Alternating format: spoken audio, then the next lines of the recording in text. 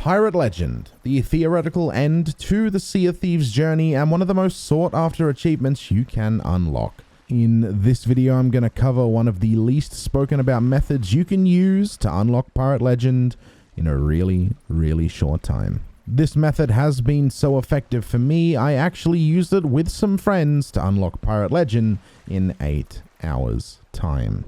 If that type of content is interesting to you, please feel free to check me out on Twitch, as I do stream live there every single day. It's the top link in the description, or just go to Twitch and type twitch.tv/Syn, S-Y-N-N. And if you do want to get a chance at winning a Plunder Pass or some Serpent Sails, check me out on Twitch, as they are given away there. But without straying too far away from today's video, let's go ahead and bring it back and talk about getting Pirate Legend. So the main way people get Pirate Legend is they'll plotter around, do some world events, a voyage here and there, and slowly but surely make their way to level 50.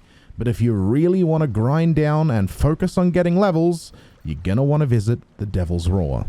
As it does only take 3 factions at level 50 to hit Pirate Legend, you can use this method quite flexibly to either get the original 3 factions at level 50 or substitute one of them and replace them with the Reapers faction. But no matter what one you choose, the method's really not gonna change. So, as it goes, the Devil's Roar has a different pool of missions. They are the Ashen Gold Voyages, the Ashen Vault Voyages, the Ashen Order of Souls Voyages, and last but not least, the Ashen Cargo Runs. Now, the reason that you need to focus these missions is pretty simple, but also majorly effective in minimizing the time spent grinding to get Pirate Legend.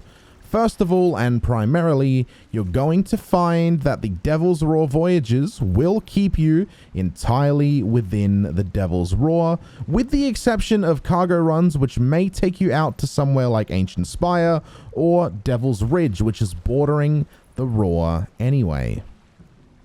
Now, the Devil's Roar is only 5 by 15 blocks in size, as compared to 15 by 23 in size for the main Sea of Thieves world. So obviously it goes without saying, having only a quarter of the size to work with is going to make it a lot more effective than just doing random voyages in the main Sea of Thieves world. On top of that, the entirety of the Ashen loot pool is worth way more than the standard world loot. For example, a stock standards captain chest will sell between 560 to 1,100 base value gold, while an Ashen chest will sell for 1,100 at the least to 2,100 at the most for its base value gold. Now, this conversion transfers through the entirety of the Ashen loot pool. So you can start to see that if you've got a region that has more valuable loot in a smaller area, that utilizing it is the best way to go to obtain a goal like Pirate Legend. On top of that as well, it seems the Devil's Roar area is a lot less contested too. So if you are a player that is less confident or doesn't find PvP as enjoyable as PvE, you can definitely bet you will find next to no boats with you in the Devil's Roar. Although not having other boats isn't crucial to this method, it's just worth mentioning as well, as a little add-on to the bonuses of using the Devil's Roar. Now, with all of that in mind, let's talk about the methods you can use to obtaining Pirate Legend in a real quick way. Starting off, let's go with the Gold Hoarders. Now, assuming you choose the Gold Hoarders as a faction you want to go for, I've covered this in another video talking about the most effective way to make gold in Sea of Thieves, but it is also the most effective way to make reputation too. For this, all you will need to do is get access to Ashen Vaults. Once you have access to Ashen Vaults, completing a singular Ashen Vault will give you, on average, at base sell value, 2 to 3 levels per vault completion. Now, don't forget, all you need to do is hit level 50 here, not level 75, so you can see how it does become that little bit easier. No matter what factions you use to get Pirate Legend, Gold Hoarders is going to be essential in this method. It's real easy, likely the fastest one to level up, and of course these multipliers do increase whether you sell during a gold hour, a community day increase, or of course in an alliance. Moving on next, you'll be looking at the Merchant Alliance. This is another essential emissary you're going to want to focus on, and it's really easy too. All you need to do is stack Devil's Roar cargo voyages. Now, in the past, I've made a couple videos talking about how you can really utilize these voyages to make a ton of money and a ton of rep. It's the exact same method as that. If you do want to see a video where I explain that method in detail, please feel free to check out my most profitable gold farm grind video as I go into detail there. If not, and you know what I'm talking about, that's all you need to do. In essence, essentially, keep stacking cargo on missions until you find collection points that are at the outpost you're currently at or at the island that you are going to next. Pretty simple stuff here. Keep in mind you do get the Ashen increase, so all Ashen cargo is worth that little bit extra. Now, from here is where it starts to get a little bit different depending on what you want to do.